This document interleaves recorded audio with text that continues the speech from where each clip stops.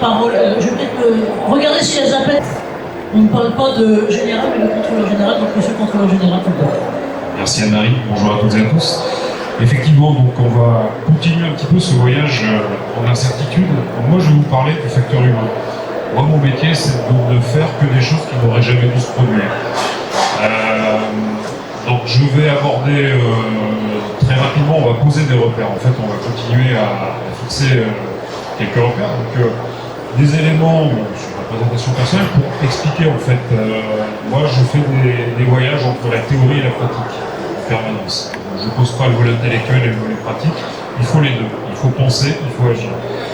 Quelques fausses bonnes idées. Voilà, il y a beaucoup de gens qui parlent de crise, de gestion de crise, d'évitement de crise.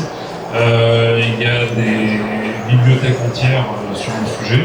Ce qui est intéressant quand même, c'est justement de se confronter à la réalité et d'avoir l'humilité aussi de se dire qu'à chaque fois c'est un nouveau défi. Donc d'être prêt à être surpris, d'accueillir les surprises et souvent les mauvaises surprises. Et donc ça n'est jamais en appliquant, en abordant ces situations-là avec de la certitude ou des idées reçues ou en appliquant que des recettes. Du coup, quels peuvent être les repères? Parce qu'il faut quand même aborder ça non pas que avec l'intuition et avec des personnes qui forcément imaginent vite, mais sont des créatifs, mais n'ont pas de repères. Il faut être capable d'allier ces deux divers. Il y a une caisse à outils à avoir. Et puis ensuite, effectivement, quelques éléments à garder en tête. Sur la présentation, ce qui compte, voilà, c'est quelques photos. Moi, je suis un pur produit des services opérationnels. J'ai fait 2-3 études, j'ai un diplôme d'ingénieur, donc j'ai appris à réfléchir avec une analyse cartésienne, rationnelle.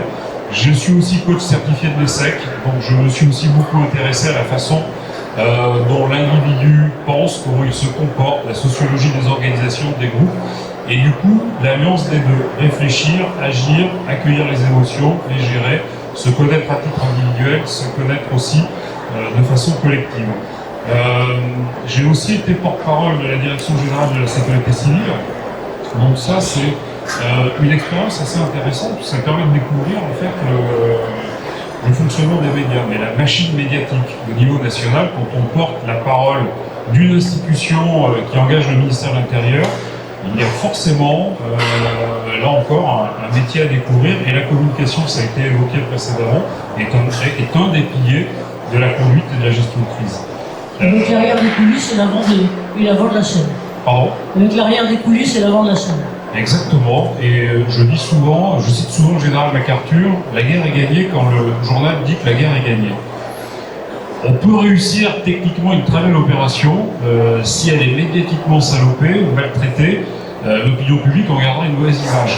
Je ne dis pas que si on rate complètement une opération mais qu'on la traite très bien en matière de communication, ça serait une réussite, mais une opération techniquement moyenne peut être perçue comme réussie.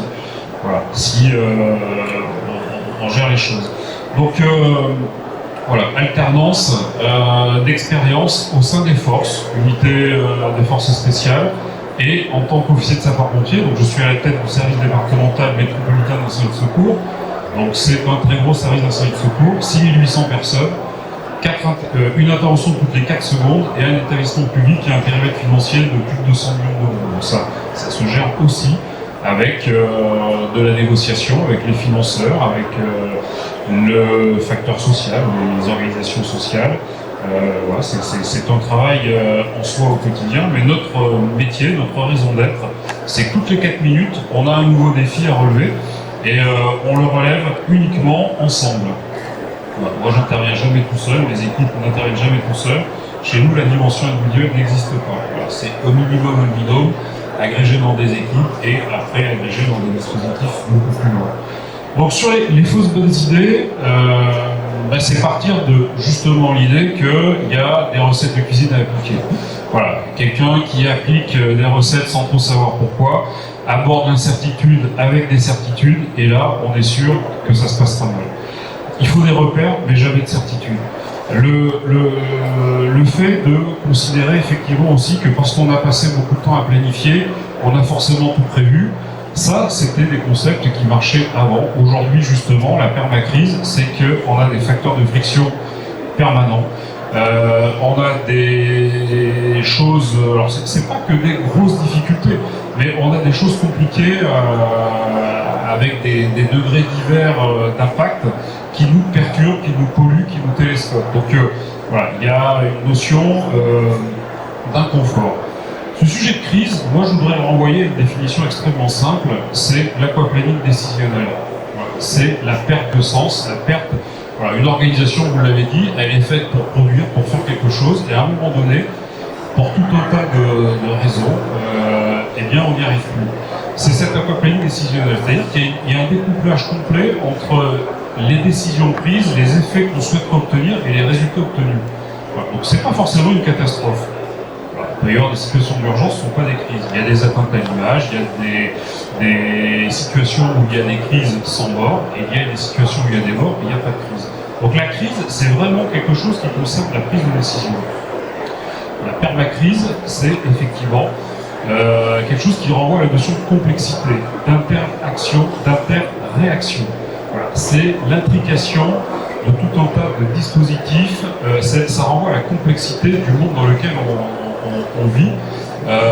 Tout est numérique, tout va très vite, et donc on perd des fois cette qualité rare qui est de prendre de la hauteur, de prendre du recul. Et quand tout va très vite, la tentation c'est d'accélérer. Le bon réflexe, c'est au contraire, quand on a envie d'accélérer, c'est de se poser. C'est de savoir Est-ce faire. que vous pouvez nous l'illustrer sur un exemple ou autre qu'on touche du doigt, par exemple, le type d'accélération auquel vous vous êtes confronté, sur lequel il ne faut surtout pas foncer, justement? Alors, on va remonter le temps, 2015, mon téléphone sonne le matin et j'ai mon centre opérationnel qui m'informe que on pense qu'il y a un avion gros porteur qui s'est craché dans l'appartement. Ça, forcément, la journée commence mal. Il n'y a pas de certitude. Et donc, voilà, c'est le crash de la Germanwings. Ça commence par un coup de fil en disant voilà, on a perdu la trace radar d'un avion. Premier sujet, c'est pas de tout lancer et de se précipiter dans la gueule du lion. C'est de se dire voilà, si c'est avéré, eh bien, ça va forcément être une opération majeure. Donc là, le réflexe, ça n'est surtout pas de précipiter tout le monde sur le terrain, c'est de rassembler les équipes, la garde rapprochée. C'est rendez-vous dans 5 minutes dans notre espace et on pose les éléments. Quelles sont les infos? Qui a appelé? Quelle est la véracité des sources? Comment on recoupe très vite? Et une fois, et là c'est quelques minutes, on acquiert au moins une présomption raisonnable de doute, c'est alerter la préfète en disant voilà, je pense que, et je vous propose deux. Et le je vous propose deux, c'est engager 750 personnes en opération. Alors là, oui, il y a des plans, il y a des réactions. Le seul objectif, c'est de se dire, voilà, s'il y a un survivant, si la catastrophe est avérée et s'il y a un survivant, on va essayer de lui donner le maximum de chances de survie. C'est en montagne, c'est un territoire difficile d'accès, on ne sait pas encore comment on va pouvoir accéder. Voilà, c'est exactement ça. C'est au lieu de partir et de plus pouvoir être joignable, c'est au contraire rassembler les forces, faire un état zéro et se poser la question de savoir finalement quels sont les renseignements, de quoi on dispose, quelle est la fiabilité et comment on s'organise, quelle est la place de chacun. C'est créer du sens en fait. Donc voilà, savoir, prendre du recul, prendre de la hauteur, c'est important parce que on est dans la l'âpreté permanente. Voilà. Il y a de l'inconfort, il y a de la difficulté et donc ça va être aussi un voyage entre le sujet individuel, les émotions, les réactions, les compétences et l'interaction avec les autres. Donc on n'est jamais seul, on ne doit jamais être seul, un chef ne doit jamais être seul. Et donc il ne faut jamais dissocier le volet irrationnel et le volet rationnel. Voilà. Souvent l'erreur, c'est de considérer que la gestion de crise c'est une affaire analytique, c'est une affaire d'algorithme, c'est une affaire de procédure, oui, mais ce sont des hommes et des femmes qui mettent en œuvre.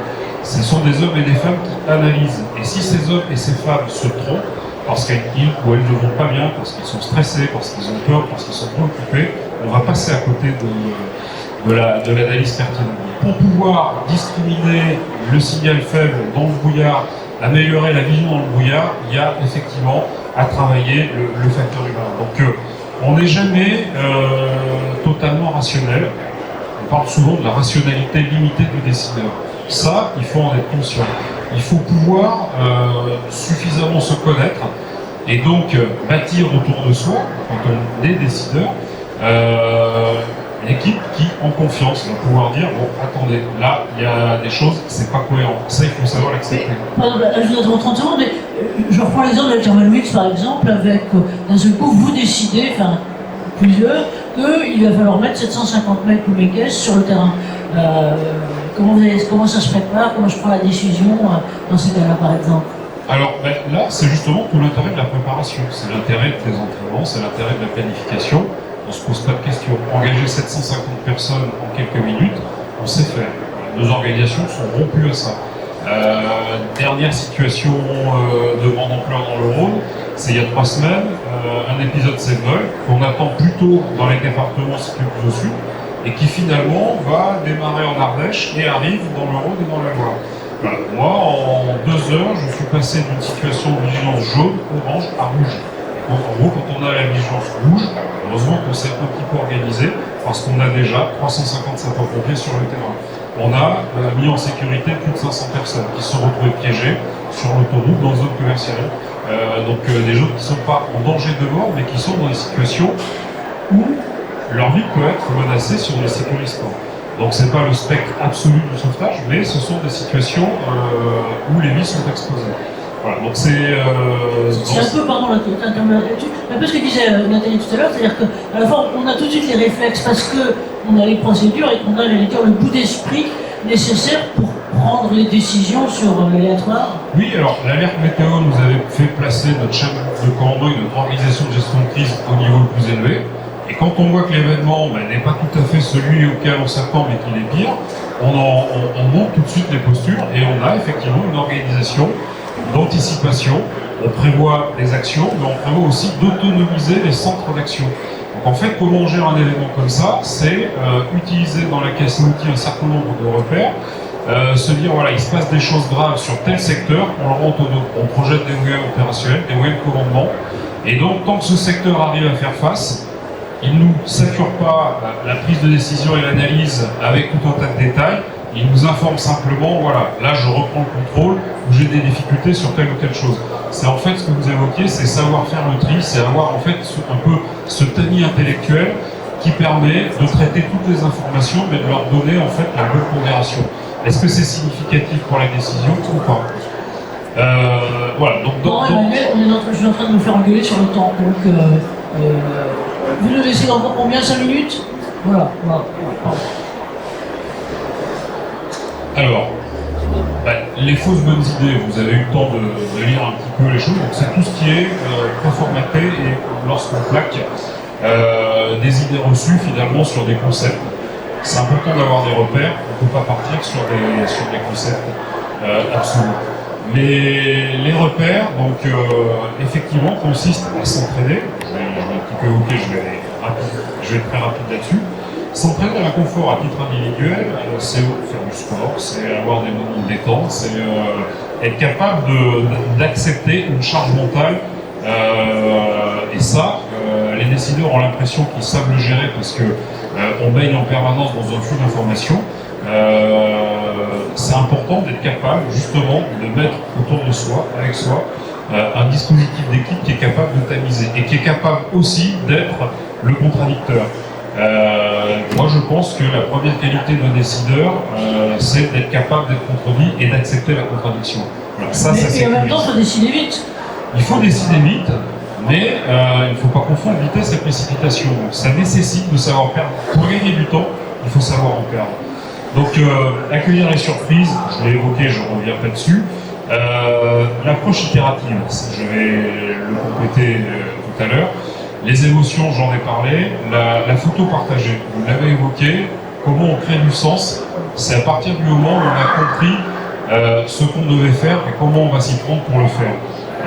Et souvent, les grandes faillites de décision, c'est justement quand il y a ce fameux découplage, la crise, c'est l'aquaplaning décisionnel. Donc si on ne veut pas tomber là-dedans, il faut absolument créer cette photo partagée. Donc, lorsqu'on voyage en incertitude, on a ce petit schéma qui permet de se rappeler qu'effectivement, tout part des émotions. Dès qu'on a une information, elle génère des émotions. Il faut pallier, il faut l'accueillir, il faut le gérer. Elle a des émotions à titre individuel, à titre collectif. Derrière, il y a le raisonnement. Donc j'ai une partie des données, pas toutes. La data et les outils qui gèrent la data peuvent m'aider à ce niveau-là, pour mieux comprendre, pour discerner. Il y a ensuite un cadre espace-temps, donc le biotope, où est-ce que ça se passe, quelles sont les règles, les particularités. Il y a un sujet de parties prenantes. Il y a toujours des organisations, il y a des victimes, il n'y a pas de victimes, il y a des partis politiques, il y a des groupes d'opinion. Il y a toute une organisation qui est impactée, il y a des parties prenantes. Derrière, il va falloir créer l'équipe. Moi, je ne crois pas à l'équipe toute faite. Systématiquement, chaque défi, il faut peaufiner les choses. C'est pas exactement les mêmes règles. Et il va falloir positionner le leader, l'équipe, le rôle des uns et des autres. Donc, il faut créer les règles.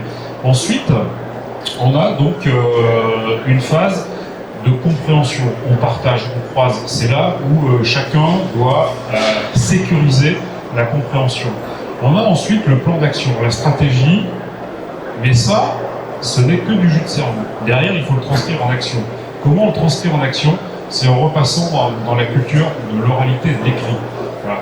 On écrit nos ordres, mais ça doit être concis, très clair, avec des mots simples.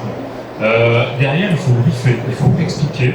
Il y a après la balance des moyens, la temporalité et la faisabilité financière, les moyens techniques. Il faut agir, et je dirais oser agir. Et ça, c'est le gros problème aujourd'hui dans plein de situations. Les gens n'osent pas agir. Ensuite, il y a donc la coordination, la cohérence, et ensuite vérifier donc ce qui se fait. Et on est sur une approche itérative. Parce que ça, on le refait en permanence et on mesure les résultats obtenus pour pouvoir adapter le dispositif. Et donc, pour conclure, j'aime bien citer Bergson, agir en homme de pensée et penser en homme d'action. Je crois que c'est un balancement permanent entre cette nécessité de se remettre en cause, réfléchir, travailler à plusieurs, sécuriser l'action collective, être certain qu'on lève les biais cognitifs en rendant explicite les choses et en rentrant dans ces approches itératives et où on s'entraîne à être dans l'inconfort, dans la surprise. Voilà, donc c'est un volet très rapide et j'ai simplement cité un livre auquel j'ai participé. Restaurer le lien social en situation extrême, c'est un peu ce voyage, comment on gère, comment on prend compte le facteur humain, du début d'une catastrophe en passant par l'accompagnement des victimes et ainsi de suite. Voilà, donc c'était une traversée extrêmement rapide de tous ces enjeux du facteur humain en situation extrême. Merci et merci à vous et merci à vous. Encore